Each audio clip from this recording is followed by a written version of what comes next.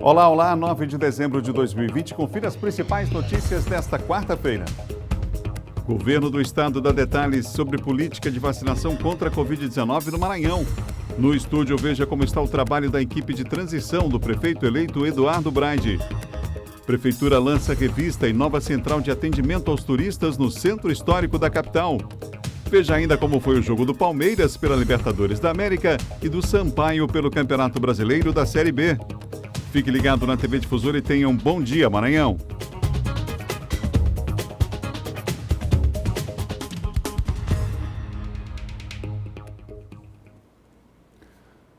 Um ótimo dia para você que acompanha a nossa programação em todo o Maranhão. Estamos começando o nosso Bom Dia e vai ser assim, muita informação até às 8 horas da manhã, quando chega o Marcão do Povo e o Primeiro Impacto. Bom saber que você está com a gente em todo o estado, viu? Estamos unindo o Maranhão através da informação a partir de agora. Bom saber que você está com a gente. A nossa equipe chegou na madrugada para fazer o jornal, que é o telejornal que há mais tempo está no ar na TV do estado do Maranhão. Daqui a pouco nós vamos trazer aqui no estúdio mais um prefeito eleito no estado do Maranhão, dessa vez uma prefeita, que vai inclusive para o seu quarto mandato à frente do município, é a prefeita de Axixá, que eu recebo aqui no estúdio do Bom Dia nesta quarta-feira, tá bom? Vamos começar o dia com imagens da capital de todos os maranhenses. Coloca para mim na tela então essa imagem, olha só, imagens ao vivo de São Luís do Maranhão, área Itaquibacanga, já é intenso movimento nesse momento na Avenida dos Portugueses, mas sem registro de acidente. É isso que a nossa equipe nos informa. Você tem aí à direita a pista que segue no sentido centro, no sentido Bacanga é a pista no sentido contrário aí, portanto, o pessoal que segue vai inclusive saindo aí da cidade, né? Pessoas que vão na direção do Porto do Itaqui também. À direita quem vai no sentido centro, você vê aí na imagem intenso movimento na Avenida dos Portugueses nesse instante. Imagens ao vivo de São Luís nessa manhã de quinta-feira.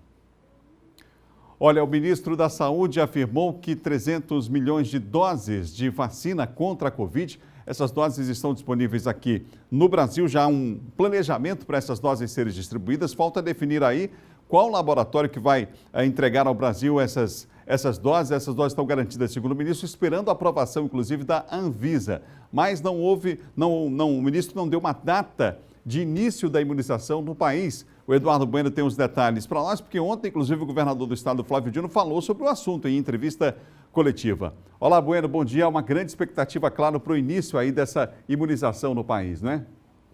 Exatamente, Adalberto, um ótimo dia para você, bom dia para todos. E essa reunião, Adalberto, terminou aí sem nenhuma previsão definitiva do Ministério da Saúde para o início da vacinação contra a Covid-19. O ministro informou que existem 3 vacinas, né, supostamente aí compradas ou com intenção de compra pelo Ministério da Saúde.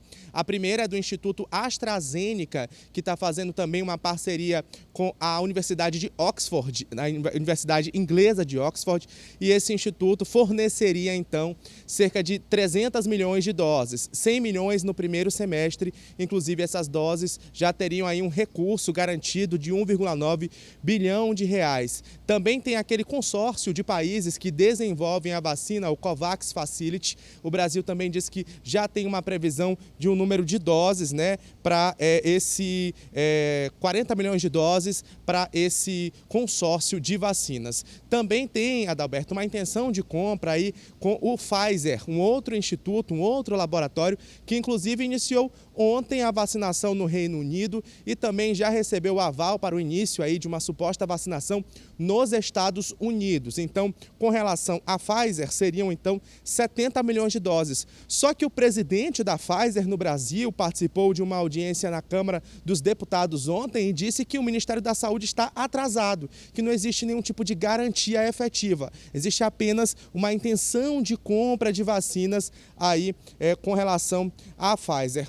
O ministro Pazuello também informou que de todas as vacinas que existem no Brasil, que é o caso da Pfizer, da Sputnik, daquelas que estão em testes aqui, em estudos clínicos aqui no Brasil, principalmente as que estão na fase 3, ele disse que todas elas dependem do aval da Anvisa. E para isso ele disse que existe um prazo de 60 dias para que essas vacinas sejam então aprovadas para a utilização no Brasil. Se ele contar com 60 dias, isso daria então o início da vacinação para o mês de março, mas os governadores cobram bastante, isso também depois que o governador de São Paulo anunciou o início da vacinação por lá para o dia 25 de janeiro, dia do aniversário da cidade de São Paulo. Ele disse que já solicitou à Anvisa uma autorização para a vacinação emergencial, que é diferente daquela que depende de mais estudos clínicos. Essa outra é uma avaliação definitiva. Inclusive, houve até informações de áudios vazados de um bate-boca que teria acontecido entre o ministro Pazuello e o governador João Dória do estado de São Paulo, porque ele questiona se a Anvisa não seria utilizada politicamente para a aprovação de uma vacina. Ele questionou por que a vacina Coronavac, que é do Instituto Chinês, não está no rol de vacinas em negociação pelo Ministério da Saúde. O governador Flávio Dino também esteve nessa reunião, questionou o ministro Pazuello sobre a Coronavac e ontem, em entrevista coletiva, Adalberto, ele disse que pretende acionar o STF para ter acesso à vacina diretamente, independente do aval da Anvisa. Vamos conferir a reportagem. A ação com pedido de autorização para que os estados possam comprar vacinas contra a Covid-19 diretamente dos fabricantes foi protocolada pelo governador Flávio Dino no Supremo Tribunal Federal. O documento também pede suporte financeiro do governo federal para a aquisição das vacinas. De acordo com a Lei 6.259 de 1975, o Plano Nacional de Imunização é atribuição do governo federal.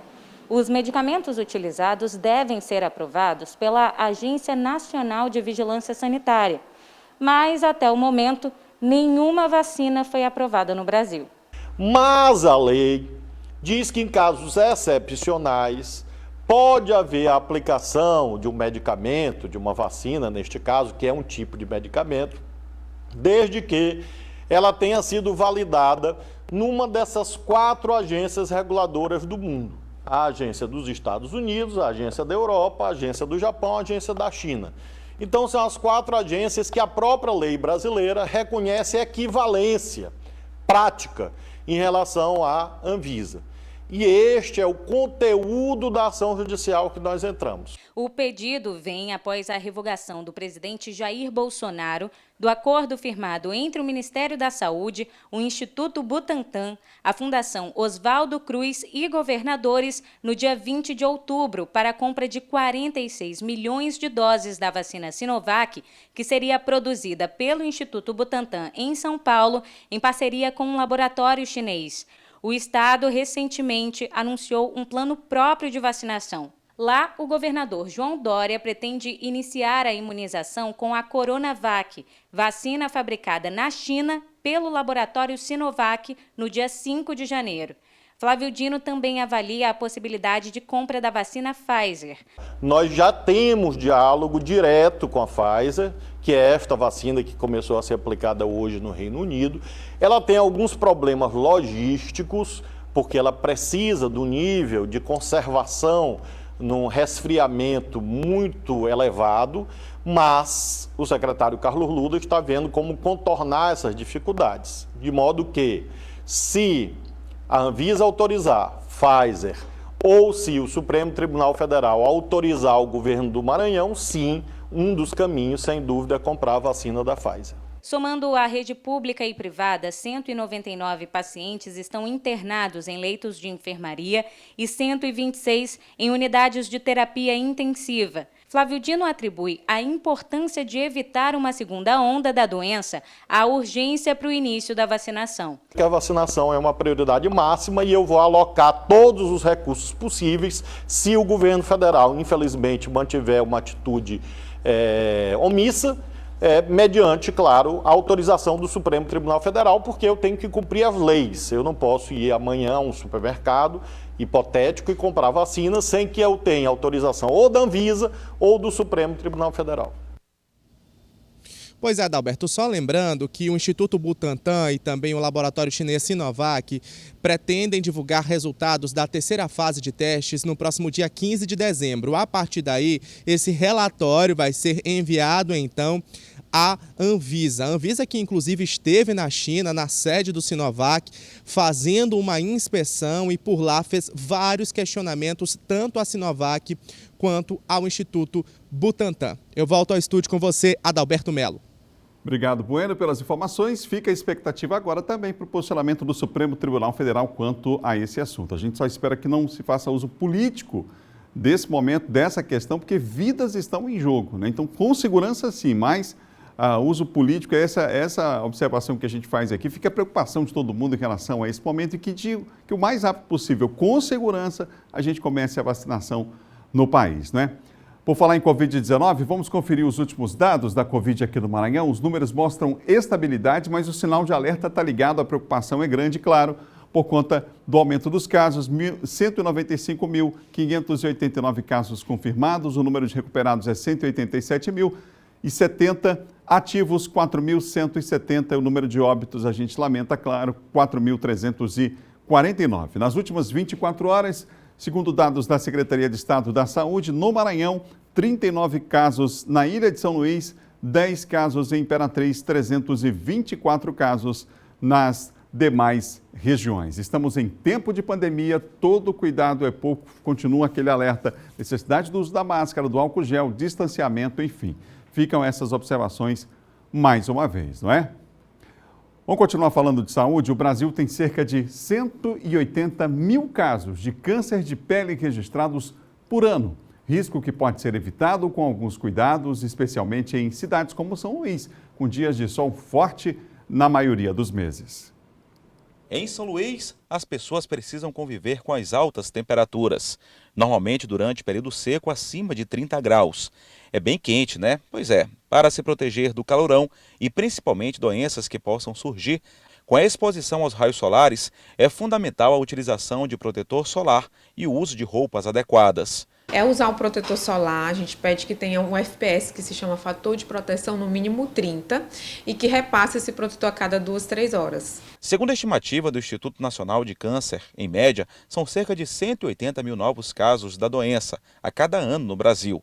No Maranhão, de acordo com a Secretaria Estadual de Saúde, até maio deste ano, 124 pessoas foram diagnosticadas com câncer de pele.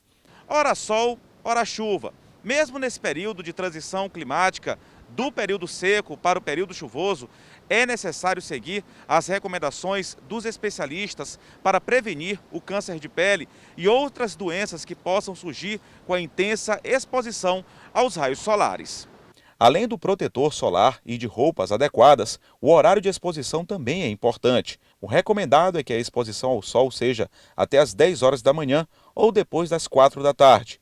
O intervalo das 10 horas até as 3 da tarde é quando os raios solares costumam ser mais agressivos à pele. É o mais importante usar o protetor solar realmente, investir no protetor solar. Não precisa ser o mais caro da farmácia, ele tem que ter um fator de proteção 30. Repassar aquele protetor. Se você tiver histórico familiar de câncer de pele, procure um médico dermatologista. Faça esse tratamento antes que realmente a doença se instale. E se você tiver um sinal que sangra, um sinal que está crescendo, um sinal diferente, que tenha vasinhos, procure também um médico, porque quanto mais cedo você fizer seu diagnóstico, melhor será o tratamento. São 7 horas e mais 13 minutos, 7h13. Vamos girar agora no interior do estado ao vivo. A gente vai à segunda maior cidade do Maranhão, Imperatriz. Quem tem por lá as informações ao vivo e traz o destaque do dia para nós é Geisel Nascimento. Geisel, bom dia para você. Bom dia, Adalberto. Bom dia para você, bom dia a todos acompanhando a nossa programação. Vamos começar destacando no Tocantins, também onde nós temos uma grande audiência. Adalberto, homem sofre estupro, roubo e tentativa de homicídio. Um homem de 44 anos, após sair de uma festa do município de Babaçulândia, norte do Tocantins, ao sair dessa festa, ele deu carona para um desconhecido que também estava nessa festa. Ao fazer um deslocamento até uma chácara, num povoado também conhecido como Barro Preto, o suspeito Jonatas Barros Lopes, de 26 anos, teria se armado com uma espingarda, apontado para a cabeça da vítima e pedido a sua moto, sua motocicleta. Olha, eu quero a sua moto, essa moto vai ser minha. Ao fazer esse assalto dessa moto, pediu que a vítima ficasse de bruço e a estuprou. Durante o ato, o autor se descuidou, a vítima conseguiu escapar, mas ele efetuou 2 disparos contra a vítima. Um atingiu as nádegas e o outro tiro atingiu uma perna direita dessa vítima. Ele conseguiu escapar, conseguiu acionar a polícia e a polícia militar conseguiu localizar o suspeito, que estava com uma espingarda calibre 28, com munição deflagrada e mais 8 intactas. Jonatas Barros Lopes, de 26 anos, foi autuado em flagrante pelos crimes de roubo, tentativa de homicídio, posse irregular de arma de fogo e também de estupro. Outro caso ainda no Tocantins, Adalberto, tortura e estupro em Tocantins. Um padrasto foi preso suspeito de estuprar a própria enteada na região do Bico do Papagaio. A vítima, de 10 anos de idade, ela mesma procurou a Polícia Civil e, ao chegar na delegacia, relatou tudo o que estava acontecendo. Todo mundo ficou até em choque. Rapidamente, a Polícia Civil, juntamente com a Polícia Militar, chegaram até o padrasto dela, de apenas 32 anos. Ele foi preso, encaminhado à carceragem da cadeia pública de Araguatins. O último estupro foi em outubro passado. E desde 2019, segundo a vítima, isso já vinha acontecendo quando ela tinha 9 anos de idade. Além desses abusos sexuais, a vítima era torturada, ela era amarrada, ela apanhava com fios elétricos, cabo elétrico, onde tinha o corpo totalmente marcado por essas agressões. Então, está preso. Mudando de assunto agora para a Imperatriz, a Câmara Municipal daqui de Imperatriz corre contra o tempo para votar matérias pendentes na casa. Isso porque a programação da Câmara Municipal de Imperatriz se encerra no próximo dia 15 de dezembro, o que vai fechar essa legislatura. Lembrando que 9 dos 21 vereadores não voltam para o próximo mandato na Câmara Municipal aqui de Imperatriz. E divulgando uma ótima notícia, a Fundação Cultural de Imperatriz continua divulgando os seus editais. Vários eventos estão acontecendo na área cultural. Os interessados, artistas com seus grupos culturais, cantores, devem procurar a Fundação Cultural aqui de Imperatriz. Existem várias premiações acontecendo, principalmente em dinheiro. Algumas programações serão lançadas em redes sociais e todos devem ficar atentos. Algumas inscrições estão acontecendo até o dia 11 de dezembro, então até amanhã. Edital do Prêmio Maria Lúbia Flor de Artesanato. As inscrições estão abertas para esse festival de música aqui de Imperatriz, onde a premiação é atrativa, é até R$5.000 em dinheiro. É só procurar a Fundação Cultural aqui de Imperatriz e ficar por dentro de tudo. Adalberto, voltamos ao estúdio na capital com você, desejando um excelente dia para você e para todos aí na capital. Boa quarta-feira para todos aí em Imperatriz também, Gisele. São 7 horas e mais 17 minutos, 7h17, você ligado aqui no Bom Dia, a informação não para, vai ser assim até às 8 horas da manhã, vamos juntos aqui pela TV Difusora para todo o estado. É hora de falar de segurança agora com Silvan Alves.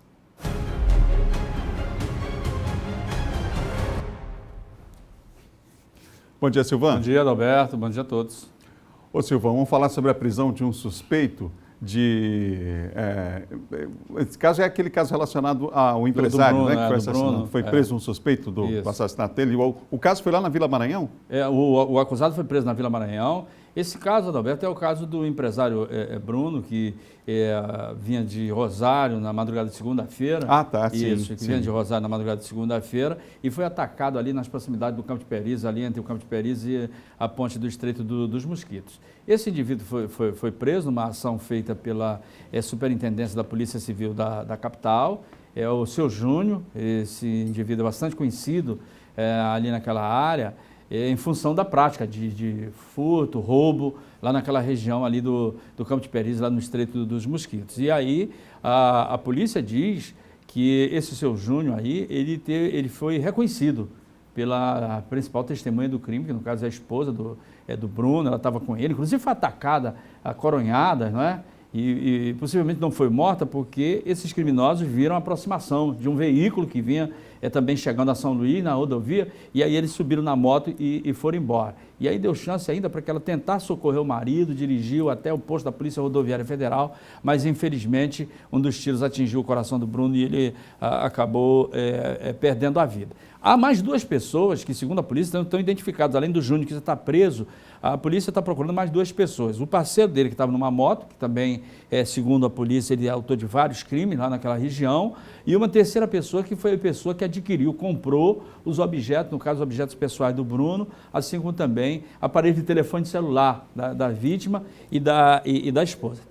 A investigação tem andamento aqui na Superintendência de Homicídio e Proteção à Pessoa, e a partir do momento em que já há a identificação desses indivíduos, o Júnior, inclusive, ele já está de prisão temporária decretada pela Justiça, e é uma questão de tempo para chegar também a esses dois envolvidos aí, porque o que a polícia agora trabalha não é só com a questão da morte do Bruno, mas também de outros assaltos, que ele estava assaltando todos os dias ali, vários assaltos, inclusive daquele crime que houve no começo do ano, quando aquele pastor que vinha de Imperatriz foi assassinado também lá, num assalto. Ô Silvão, um mototaxista foi assassinado a tiros na Vila Cascavel, aqui na capital maranhense? Exatamente. Esse mototaxista, Alberto, a suspeita é de que ele tenha entrado numa área dominada por facção. Ele foi lá para deixar um ex-presidiário, né?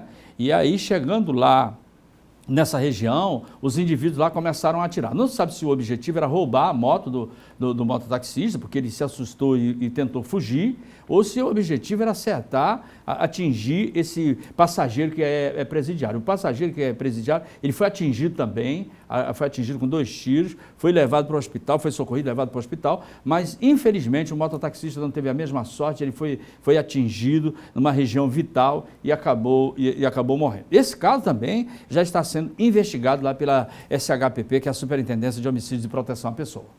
Obrigado, viu, Silvão? Ok. Até amanhã. Bom dia, até amanhã. Bom dia a você, bom dia a todos. Silvão Alves apresenta de segunda a sexta aqui na TV Difusora o Bandeira 2. Chega na madrugada aqui com a sua equipe para fazer o Bandeira 2 aqui na TV Difusora. São 7 horas e 21 minutos. É hora de conferir o nosso giro de notícias. O Senado aprovou medida provisória que cria o programa habitacional Casa Verde Amarela, formulado pelo governo para substituir o Minha Casa Minha Vida. A proposta foi aprovada sem alterações em relação ao texto da Câmara dos Deputados e seguirá para a sanção presidencial. Bancadas do Senado tentaram alterar o conteúdo da medida. O relator, porém, rejeitou mudanças, argumentando que a proposta retornaria à Câmara e corria o risco de perder a validade. A MP precisaria ser aprovada antes do recesso legislativo do Congresso Nacional. 37 municípios do estado do Maranhão receberam o selo Unicef de qualidade na educação, saúde e proteção de crianças e adolescentes nos últimos 4 anos. O selo Unicef é um projeto do Fundo das Nações Unidas para a Infância que pretende estimular, além de reconhecer os avanços de cada município, do semiárido e da Amazônia Legal brasileira, no que tange essa tríade de educação, saúde e proteção. O Serviço Social da Indústria encerra nesta quinta-feira o processo seletivo para o preenchimento de vagas para profissionais de ensino médio e superior nas cidades de Açailândia, Imperatriz e São Luís. Os salários variam de R$ 2.029 a R$ 7.238. As inscrições custam R$ 70 para os cargos que exigem o ensino médio e R$ 90 para os de ensino superior e podem ser realizadas pelo site sistemas.fiema.org.br/seletivos. Todos os cargos exigem conhecimento em informática básica e experiência profissional mínima de 6 meses na área de atuação. O Instituto Nacional de Metrologia, Qualidade e Tecnologia, Inmetro, faz algumas recomendações para que os consumidores brasileiros garantam segurança e qualidade dos produtos que pretendem adquirir neste Natal. A primeira recomendação é nunca comprar mercadorias no mercado informal. Outra orientação é sempre conferir se o produto possui o selo de conformidade do Inmetro. Ele é uma garantia de que aquele produto foi identificado e cumpre os regulamentos do Inmetro. Outra dica importante: o consumidor deve exigir sempre a nota fiscal do produto. Vamos para o intervalo. No próximo bloco, entrevista ao vivo aqui no estúdio. Você vai conferir como é que está o trabalho da equipe de transição do prefeito eleito Eduardo Braide. E mais, Ministério da Educação anuncia data para a volta das aulas presenciais em universidades no ano que vem. A gente fala sobre o assunto já, depois do intervalo, um instante só.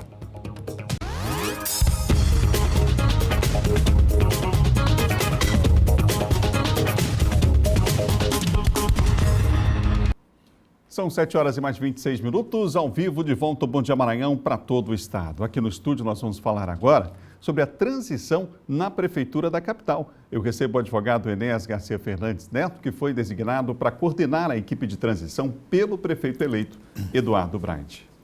Bom dia, é um prazer tê-lo aqui na TV Difusora.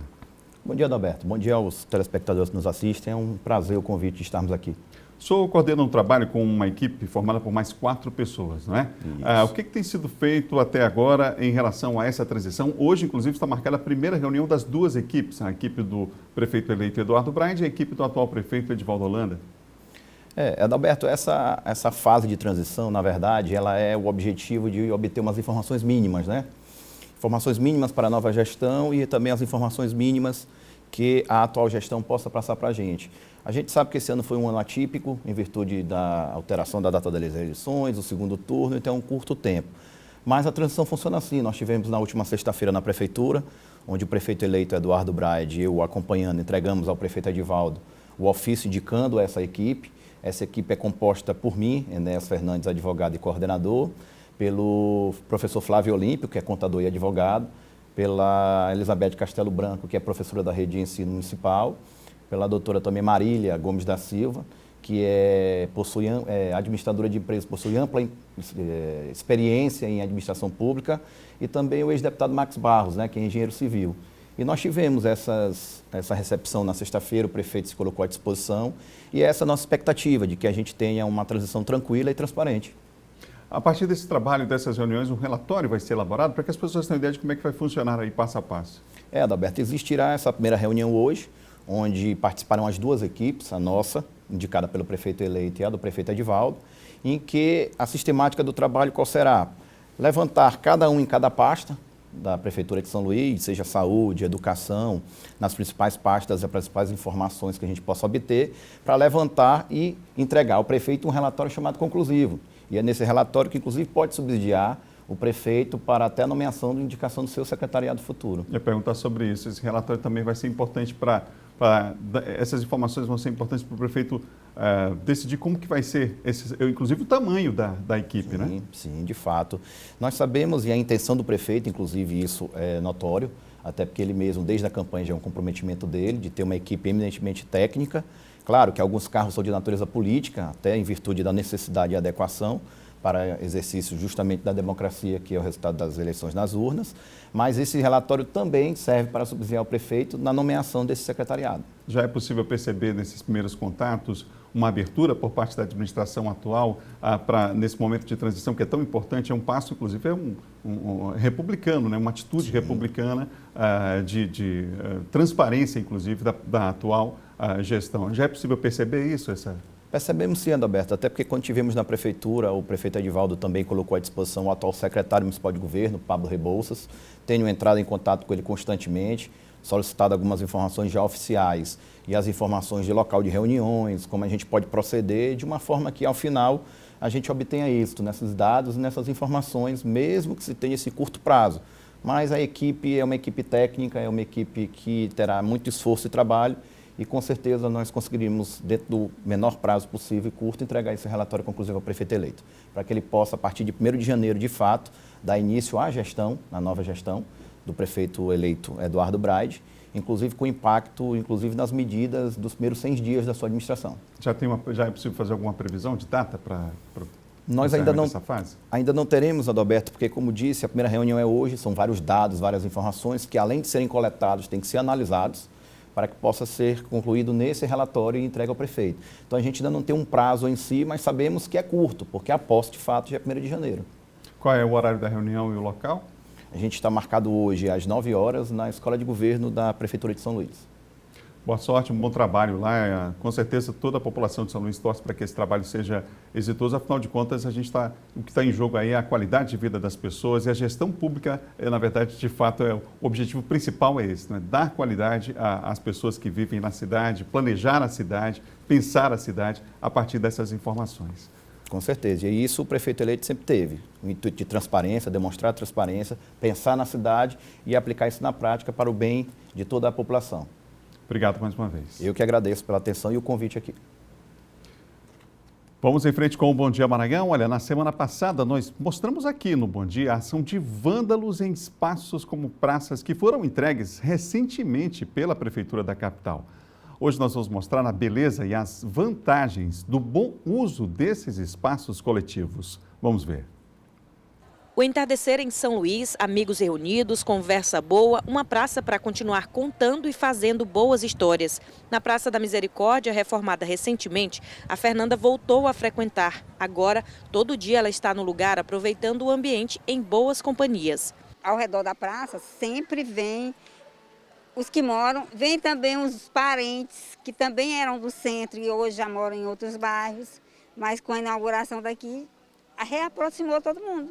Irlene veio do Rio de Janeiro e aproveitou para dar um pouco de lazer ao Ícaro, de 3 anos de idade. Sim, porque como veio a pandemia, né? Então a gente ficou muito tempo em casa, preso. Como diminuiu mais, então a gente trouxe um pouquinho para ele se divertir um pouquinho. Tem criança no parquinho ou na bicicleta, ocupando um espaço com aquela sensação de pertencimento e, principalmente, a responsabilidade de manter o lugar limpo, organizado e funcional.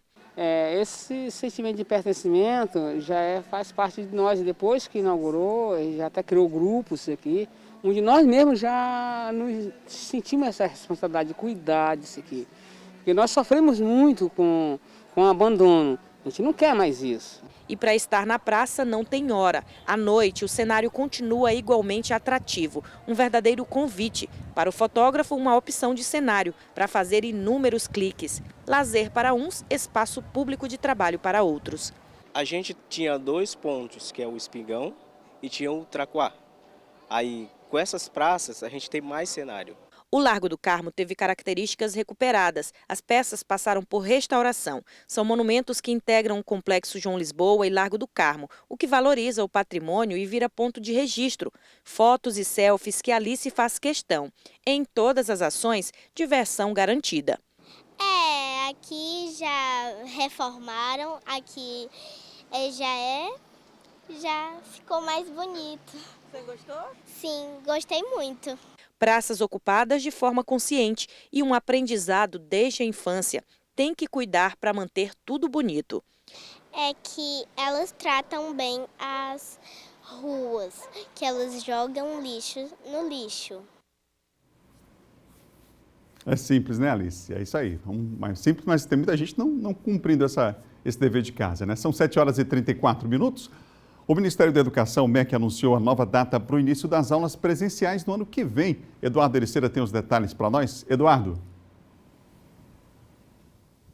Pois é, Adalberto, muito bom dia a você, bom dia a todos que acompanham o Bom Dia Maranhão. O retorno estava previsto para menos de um mês, no dia 4 de janeiro, mas houve essa mudança, segundo o próprio Ministério da Educação já informou, já publicou inclusive, em portaria para o dia 1º de março.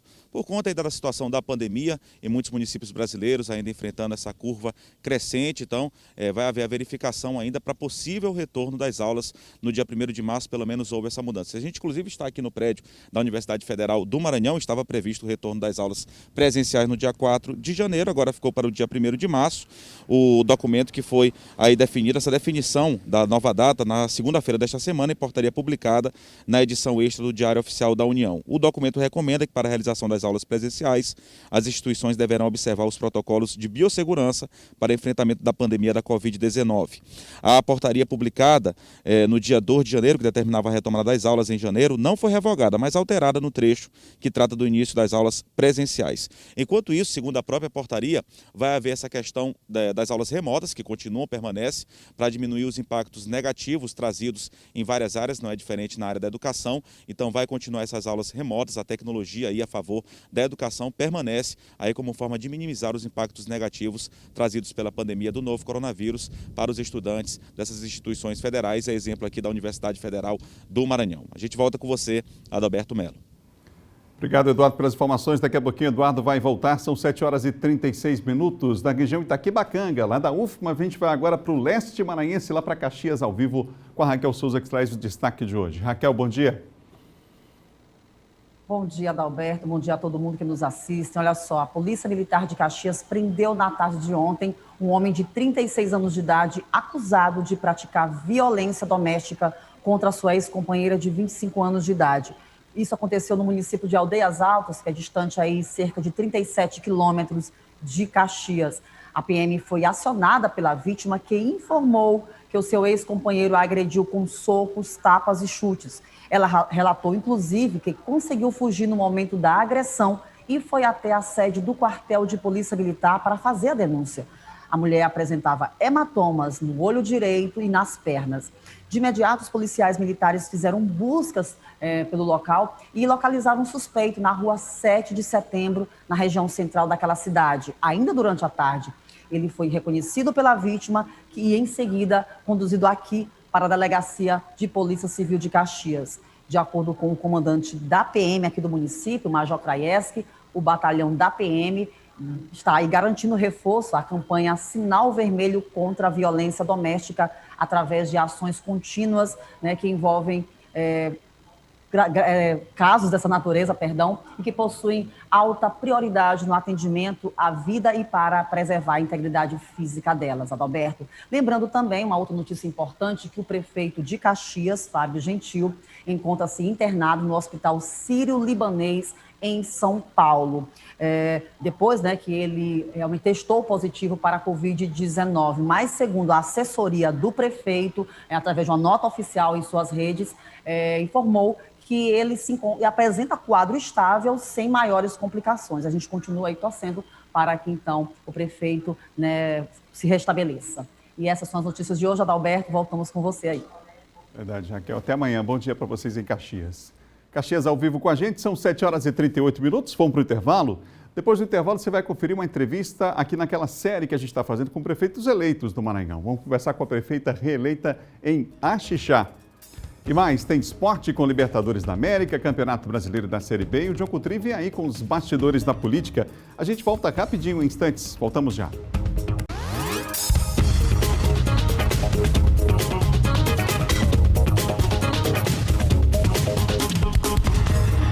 São 7 horas e mais 41 minutos, de volta o Bom Dia ao vivo para todo o estado pela TV Difusora. A gente vai falar de eleições 2020 porque a gente continua entrevistando aqui os prefeitos eleitos em todo o Maranhão.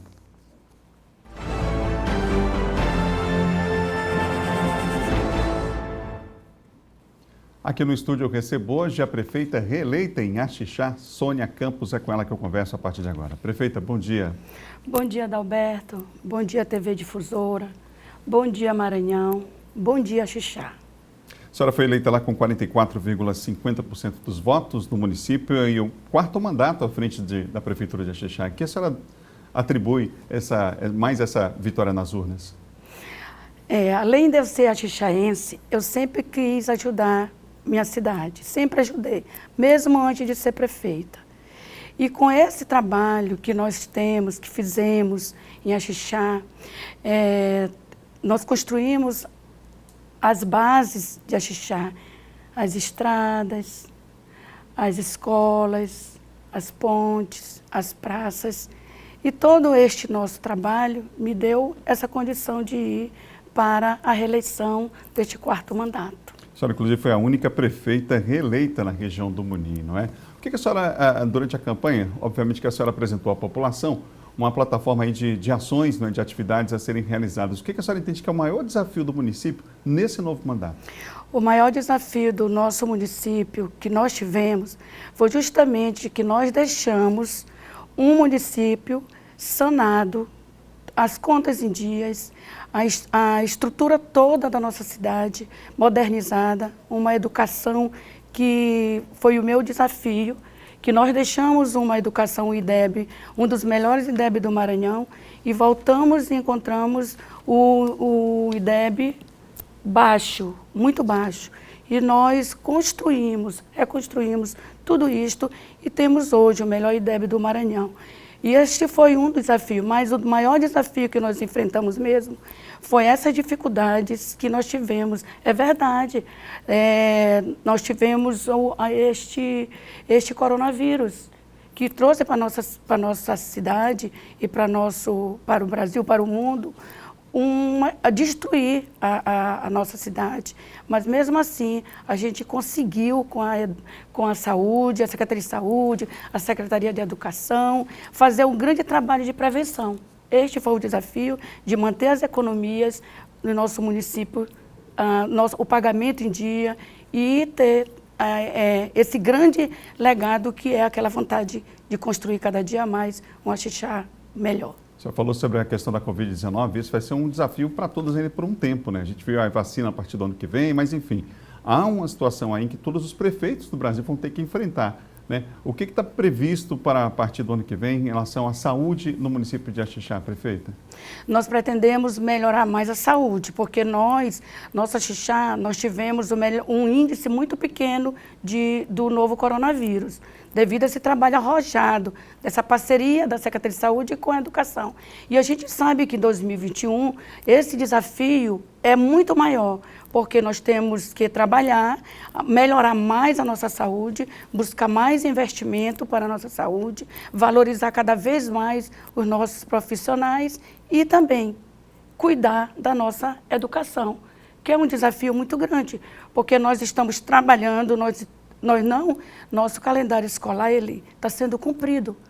Nós começamos o ensino remoto e hoje nós estamos híbrido e presencial, mas nos preparando já para março, iniciarmos as nossas aulas presenciais, mas estamos montando toda uma estrutura na infraestrutura, na higiene e capacitando os nossos profissionais para isso.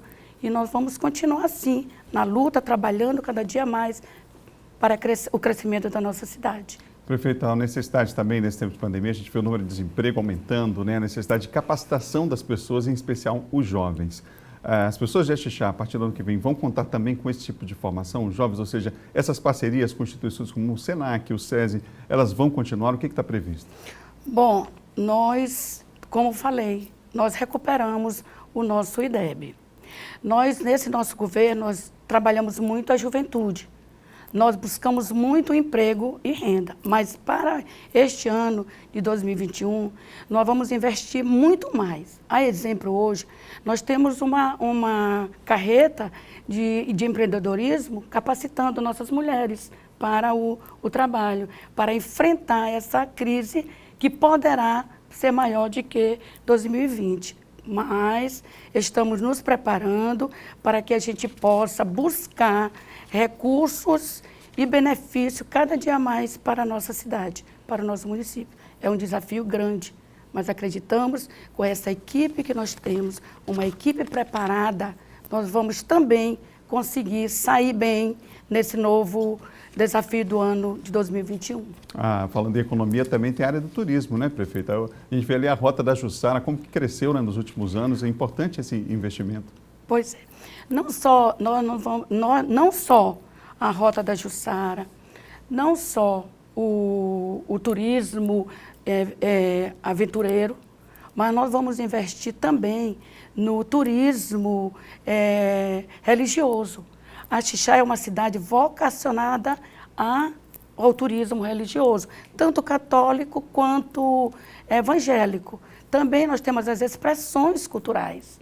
Nós temos o nosso Bumba Meu Boi famoso, o Boi de Axixá, que inspirou os outros grupos, como Axixá tem vários grupos de Bumba Meu Boi. Axixá é a terra do Bumba Meu Boi de raiz, que não só levou o Axixá sendo conhecido internacionalmente, mas também nós vamos investir no turismo, como falei, no turismo religioso, mas nós temos é muito importante que nós temos hoje na nossa cidade, que nossa Axixá é não só do Bumba Meu Boi, mas também a terra da Jussara, da melhor Jussara. Prefeita Sônia Campos, obrigado pela entrevista aqui na TV Difusora. Sucesso aí a partir de janeiro nesse novo mandato. Tá, eu que agradeço ao meu povo, ao povo de Axixá, que eu tenho gratidão. E digo a vocês aqui, meu povo, minha gente, eu vou buscar recursos aonde estiver para esta cidade, no governo estadual, no governo federal, vou buscar o polo universitário para nosso município, vou investir na educação, vou investir mais na infraestrutura. E eu é que agradeço, eu sou muito grata, meu povo, eu sou muito grata, minha gente, por este 4º mandato. Obrigado, prefeita. Eu que digo muito obrigada pelo convite.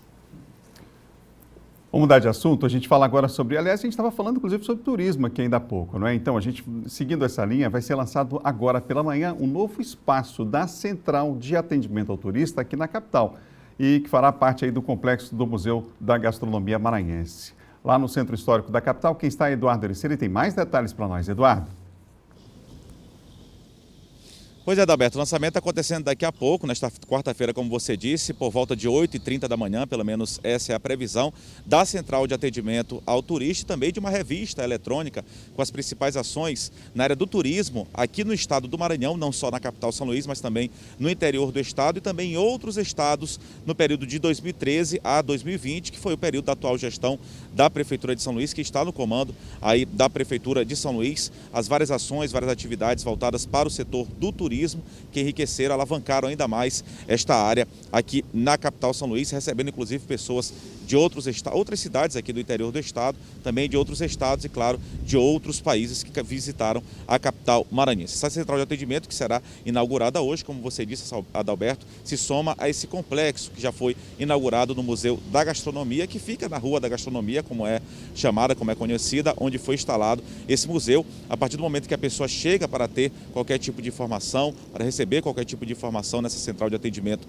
ao turista, ela já é convidada a visitar o museu, conhecer a culinária e, claro, outras características, pontos característicos aqui da capital maranhense, fora a culinária, que é muito importante, a gente sabe a culinária aqui de São Luís, a culinária maranhense, mas também outras áreas super importantes que estão expostas nesse Museu da Gastronomia, que fica localizado aqui no Centro Histórico de São Luís. Paralela a essa ação da inauguração dessa central de atendimento ao turista, também haverá o lançamento dessa revista, que será repassada a setores turísticos que foram convidados para participar desse lançamento a partir das 8h30 da manhã e, claro, a imprensa que se fará presente. A gente volta com você, Adalberto, desejando uma ótima quarta-feira a todos. Obrigado, Eduardo, pelas informações. Está aí o nosso Eduardo Ercília trazendo informações para nós ao vivo. São 7h mais 51 minutos. A gente agora fala de política com a participação do colunista John Coutrin.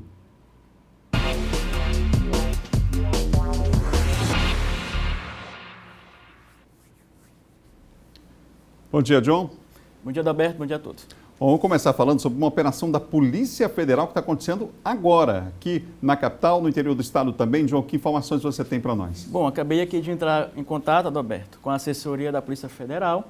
Eles enviaram aqui a seguinte informação para a gente, dessa operação da Polícia Federal que ocorre em São Luís e também em outras cidades do Maranhão. Aqui, segundo informações, a operação chama-se Descalabro e apura suposto esquema criminoso esquema criminoso no Maranhão, voltado ao desvio de recursos públicos da área de saúde, por meio de direcionamento de licitações. Estima-se que a fraude pode ter gerado um prejuízo, Adalberto, de 15 milhões aos cofres públicos. Segundo a PF, Polícia Federal, um deputado federal do Maranhão, teria desviado dinheiro de suas emendas parlamentares à área da saúde, de abril a dezembro de 2020, segundo a Polícia Federal. Ainda segundo apurado pela Polícia Federal, esse deputado federal do Maranhão destinou emendas parlamentares no montante de 15 milhões de reais para os municípios do interior do estado do Maranhão, seu reduto eleitoral. Os fundos municipais de saúde, ao receber os recursos, firmaram contratos fictícios com empresas de fachada pertencentes ao deputado, Adalberto, que estão em nome grave. Que estão em nome, exatamente, em tempos de pandemia, inclusive. Em tempos de pandemia. E essas empresas estão em nomes, inclusive, de pessoas interpostas ligadas ao deputado, assim desviando dinheiro. Posteriormente, as empresas efetuaram saques em espécie e o dinheiro era entregue ao deputado federal do Maranhão, no seu escritório regional parlamentar aqui em São Luís, segundo a Polícia Federal. Em uma investigação iniciada pela Polícia Federal 4 meses atrás, conseguiu-se, então, não apenas constatar os desvios, como também acompanhar os saques e realizar o registro de áudio e vídeo da distribuição dos valores no escritório. Ou seja, pegava o dinheiro do fundo da saúde, aí esse dinheiro do fundo era destinado a empresas de fachadas do deputado federal. Essas empresas eram contratos fictícios e a Polícia Federal registrou essas empresas, esses dinheiros dessas empresas sendo repassados ao deputado em vídeo e em áudio, ou seja, tem provas, Adalberto, então, segundo a Polícia Federal. A PF diz aí que a investigação corre em sigilo perante o Supremo Tribunal Federal. Então, o nome da operação foi dado em razão do prejuízo pesado causado aos cofres públicos em plena época de pandemia. Então, muito grave essa operação, essa acusação contra esse deputado federal do Maranhão, Adalberto. A operação, inclusive, segundo informações, está no escritório regional desse deputado federal aqui em São Luís, a Polícia Federal. Agora, nesse momento, em que seria, portanto, só recapitulando, um desvio de 15 milhões de reais no esquema das emendas, e também de recursos à saúde. Aí o John Coutrin trazendo informação para você quente agora, informação de momento, mais detalhes no portal MA10 e ao longo dos nossos telejornais também. Ô John, o senador Everton se manifestou sobre a questão da política de vacinação no país, né? Já tivemos aí o presidente Jair Bolsonaro, o ministro também deu uma coletiva ontem falando sobre o assunto. O que diz o senador? Bom, o senador, na verdade, ele tuitou ontem, Adalberto, e cobra, né, do governo federal. Se o governo federal não fazer, o legislativo faça.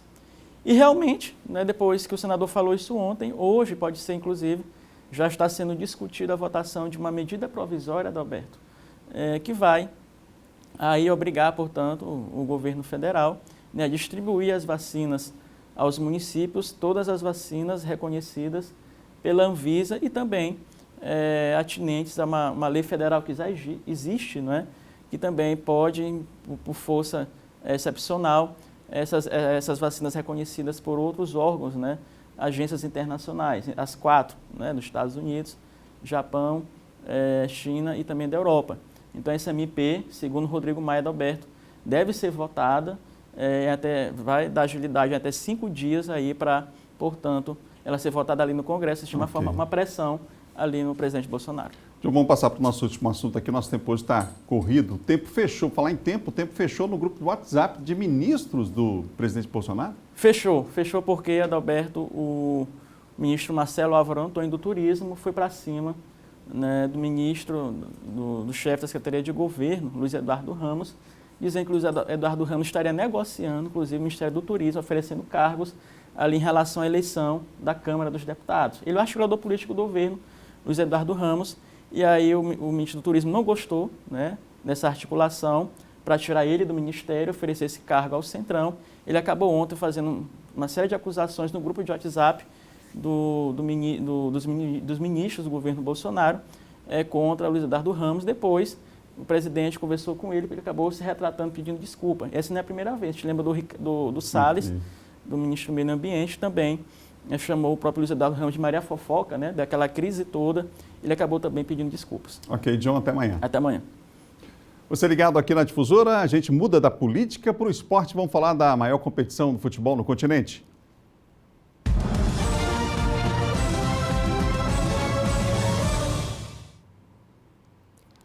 Olha, o Palmeiras empatou com o Libertad em 1-1 nesta terça-feira na partida de ida pelas quartas de final da Copa Libertadores da América. A TV Difusora mostrou o jogo, inclusive. O time depende de um 0-0 para chegar na semifinal na próxima partida. Gustavo Gomes abriu o placar de cabeça e Espinosa, também pelo alto, igualou o placar. A equipe paraguaia teve mais chances, mas não conseguiu aproveitar o volume, especialmente do primeiro tempo, no último lance. O mesmo Espinosa teve a chance de virar, mas a falta cobrada parou na trave. O jogo da volta será terça-feira que vem, novamente às 21h30, no Allianz Parque, com transmissão da TV Difusora. A gente fala agora de Campeonato Brasileiro, porque o Sampaio Corrêa jogou ontem. Vamos falar do Campeonato Brasileiro. O Sampaio perdeu para o América Mineiro na noite de ontem, gente. Perdeu, mas continua aí ainda no G4, né? Equipe tricolor. Vamos ver.